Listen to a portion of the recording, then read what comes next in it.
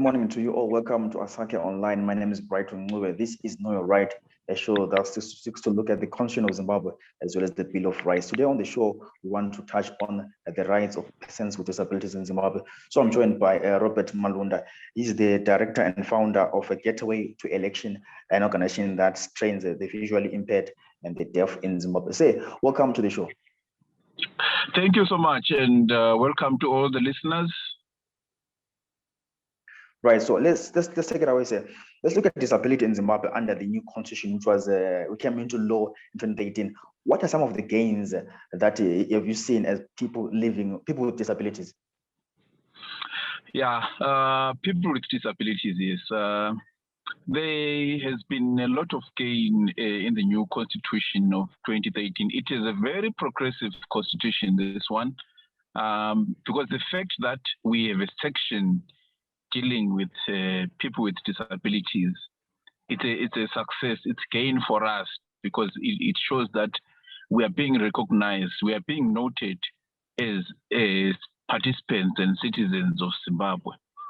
So, yeah, I think with this new constitution, we can really go far if we were to implement it. And disability is covered in Section 83 of the Constitution of Zimbabwe. Right. So looking at the provisions of the Constitution, what does it say about the rights of people with disabilities in Zimbabwe? Okay, so the Constitution states that blind people and all disabled people, I mean, they are entitled to the right to living, the right to education, and the right to equal participation in the laws and in all activities of Zimbabwe. So with that, I think we can really push forward the vision of making Zimbabwe a disability-inclusive country. Right. Also, Mr. Malunda, if you can look at Section 155 on elections, it states that the state is now under the constitutional obligation to ensure that every citizen who is eligible to vote in an election or referendum has the opportunity to do so, and the state must facilitate. And also, it also includes people with disabilities. So, take us through your experience in voting in Zimbabwe as a person with disability. Right. For me personally, I'm blind, so there is no infrastructure, to be honest, for which will enable blind people to vote as independently as possible. So what that constitution says is that it will allow me to bring my assistant or someone who will help me select the person that I'll be voting for, or the party that I'll be voting for. But previously, the government were used to say a polling agent. The government was going for the option of a polling agent, or those people who work at people with disabilities. But then we challenged that some years back. That was in 2015, and that's where we came up with the Section 155, which then says, okay, they can then facilitate a situation where a person brings their own assistant, assistant, so that they can assist them in the voting procedure. But then we would have loved a situation where everything is done using proper machines, using proper infrastructure. So also looking at the ballot paper and the constitutional map, do you have it in Braille format, or we don't have it in Braille format yet? Develop it also for you to have it in Braille format? Really, that would be an advantage, but we don't have that in Braille or in audio, because there are so many options. There is also the option of audio voting, but then we are not yet there. I was also looking at other disabilities like the deaf. There seems to be some communication breakdowns here and there, because sign language interpreters are few in Zimbabwe. So when it comes to elections, it becomes a difficult task. So some people with disabilities end up not participating in this crucial exercise of voting. And also, Mr. Malunda, we can also look at there's a study by UNICEF that says 600,000 children in Zimbabwe are living with some form of disability, and many fail to realize their full potential or go to school or be afforded education because of their disability. What can you say about the issue of rights to children now going to school because of their disability and now not given enough resources for them to attend the education? It's a sad situation, my brother, if I were to say, because education is empowerment, and we will be expecting that every child, and a disabled child is just like any other child. We'll be expecting that they be afforded that chance to go to school and learn skills which will enable them to be somebody in life. And such a statistic really is shocking. But with the new constitution in section 83, because some of the things which affect the inability of children with disabilities or from going to school is the issue of poverty.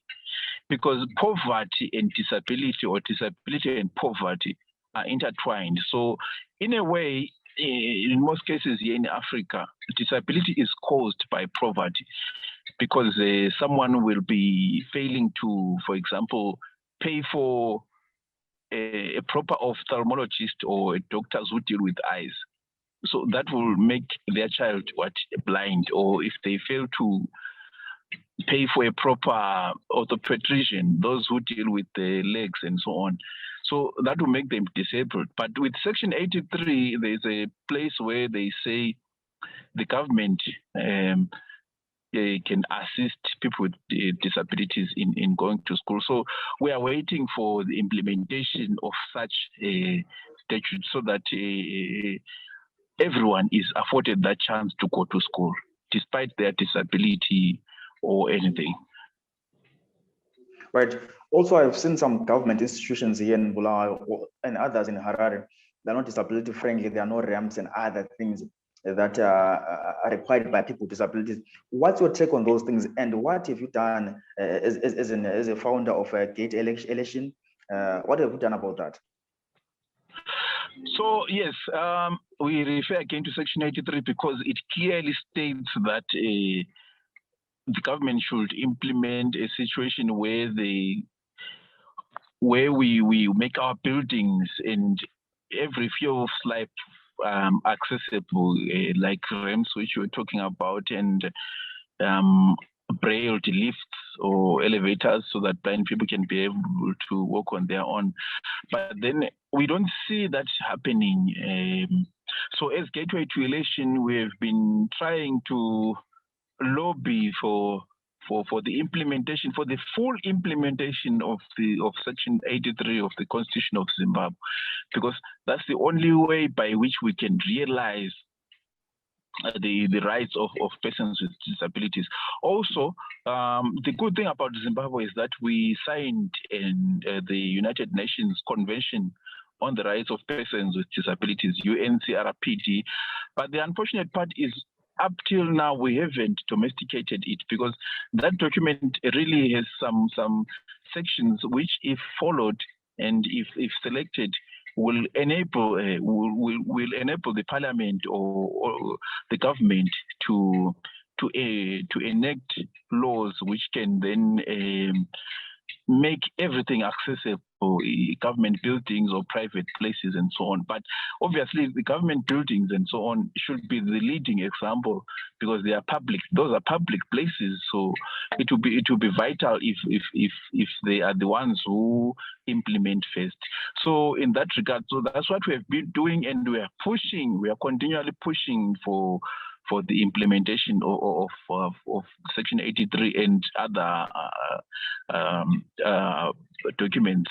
But at the same time, there has to be a policy, a national policy, which will guide those things, the Constitution, on how to implement these things, because Section 83 on its own cannot be implemented. It needs a framework, a national policy or something which will enable it to be properly implemented. Right, Mr. Malunda, there's an article here that site published in 2019, and they interviewed you, sir. So looking at the issue of inclusive constitutional interest campaigns for people with disabilities, you spoke about what I want to most of people with disabilities, they don't understand a written constitution. And what are some of the mechanisms that can be done for them to fully understand the Constitution of Zimbabwe? Okay, thank you so much. That's a very important question. Knowledge is power. So people really need to know about their constitution. So in there is for different disabilities, because there is not only one disability that we can talk about. For example, the deaf would want the constitution to be in images because they cannot hear. So they would want it to be communicated in form of images or photos or in text. Then blind people will need Braille. Well, I've seen a few, just one or two copies of Braille, but I doubt if they reached everyone. Then we also have the option of audio. You can put it in audio, or it can be read aloud. So there are so many ways which can be taken so that blind people or all disabled people are aware of the Constitution and are aware of their rights. Also, the other way of letting someone know of their constitutional right is to implement it so that they don't struggle to fight for it. And also, sign language is one of the official languages in Zimbabwe. But however, we've seen sometimes ZBC, our official broadcaster, sometimes when the person is speaking, there's no sign language interpreter. Also, sometimes when the person is speaking at official national events, there's no sign language interpreter. How do you relate to that as a person, as an activist pushing for people with disabilities rights? It's something really sad, my brother, because as an official language, we would expect that it be present in all public events, it be implemented. But at the same time, us is the fact that it's just like any other language, it hasn't been developed. We don't have a standard sign language for Zimbabwe, for instance. We don't have, so we really need to train a lot of sign language interpreters first of all, and then we need to make sure that this constitution binds every public official that wherever they will be speaking, they need to have a sign language interpreter, especially on television as well. So that's a such situation. So as Get to Elation, we are really trying to push these things be done properly. And also, let's look at also the constitutional amendment bill number 2 that came into that was discussed late last year. Were you consulted as people with disabilities when there were hearings in Bulawayo? Were you invited or consulted? Were your inputs had at those hearings in Bulawayo? Obviously, one would say the invitation was sent to all, but not all can attend. I don't know if you get it. The invitations were sent to all, but not all could attend. Why? Because the places which would be selected would not be accessible for disabled people. We would select a place like a hall, which a public hall or community hall which doesn't have ramps, and how then does someone who is physically challenged get in there? You would select a place where blind people cannot access. So those voices from people with disabilities will be lost because they won't be able to access the venues and the places which would have been selected. So it would have been proper to consult disabled people's organizations or disabled people themselves before conducting those public hearings, so that we can then come up with a place where everyone can fit, because we want a Zimbabwe where every voice is heard. That's what this new constitution also entails, because it really encourages everyone to be heard. Right, Mr. Malunda, going forward, what's in your heart when it comes to people with disabilities? What's in your heart when it comes to the Conditional map? What should be done? My suggestion really would be that we come up with a policy for the implementation, for the full implementation of Section 83 of the Constitution, and then we need to align the laws. I know we have heard that there are a lot of laws which haven't been aligned to the new Constitution, and that really affects the disabled as well, because we cannot benefit, we cannot enjoy, we cannot really get to live the statutes offered in Section 83 and the UNCRPD. So for those to work, we need to have a framework of implementing these laws. And MPs also should take it upon themselves to remember that from these votes which they have, they also have lots of votes from people with disabilities. So they should not relegate the issues of people with disabilities either to organizations or what. They really need to put them into the national fora, where national parliament, National House of Assembly, and the Senate. Everywhere they need to talk about these things so that our constitution can then access everyone and get to touch everyone. Right, before we end the show, I want to look at the issue of disability policy that was adopted by the government of Zimbabwe recently. What's your take on the disability policy that was adopted by the government of Zimbabwe? Well, I think that would be a step in the right direction. That's the policy that we really need so that we implement the sections of the Constitution. But I haven't seen it so far. I just read from the cabinet minutes that it was approved, of which it's a thumbs up because it shows that our voices are going there. They are being heard somewhere, and that gives us hope that by the time this policy is published or approved, finally approved, will be at a better place. And I hope that will not take a long time, because we've been waiting already since 2013 when we voted for the new constitution, because even people with disabilities voted for this constitution as well, because we had seen that it is a really progressive document. And now that it's law, we are really hopeful that our lives will change in our lifetime. Mm-hmm. So, Mr. Malunda, there's always the confusion by reporters and also journalists or even people in the streets about how you call. Some say people living with disability. Some say people with disability. What's the correct term that should be used by journalists, by people in the streets?